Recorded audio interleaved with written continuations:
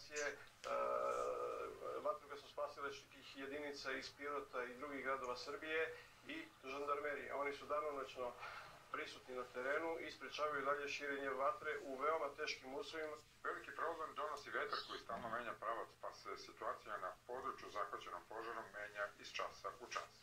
Najkritičnije tačke su sada vrhovi Tri Čuke, Tri Kladenca i Ator Topog dola Burnje takozvani, gde ima, da kažem, neke vatre, ali obe te, da kažem, lokacije drže se pod kontrolom. Pre nekoliko dana požar je izbio na bugarskom delu Stare planine kod sela Martinovo, nedaleko od Vražje glave. Iz Bugarske ide još jedan požar. Nije kod nas sad trenutno, ali predstavlja opasnost da se proširi i da dođe na našu stranu. Ali imam i drugi informacije da su Bugari rekli da oni već to rešavaju tamo kod njih. Ja očekujem da i taj problem reši. Znači, kaže, idu 4 kraka i ide prema našoj granici.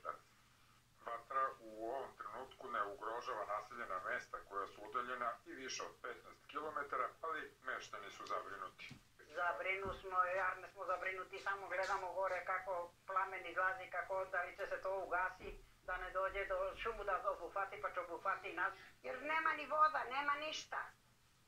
Ono da ima voda pa kiša pa onda drugčije se.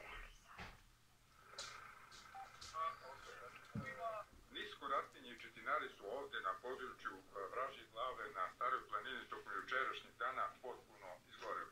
U ovom trenutku požara još uvek ima na području koje se zove Tri Čuke. To je nepristupačno područje i trenutno vatrogasci jako teško mogu da dođu do njega.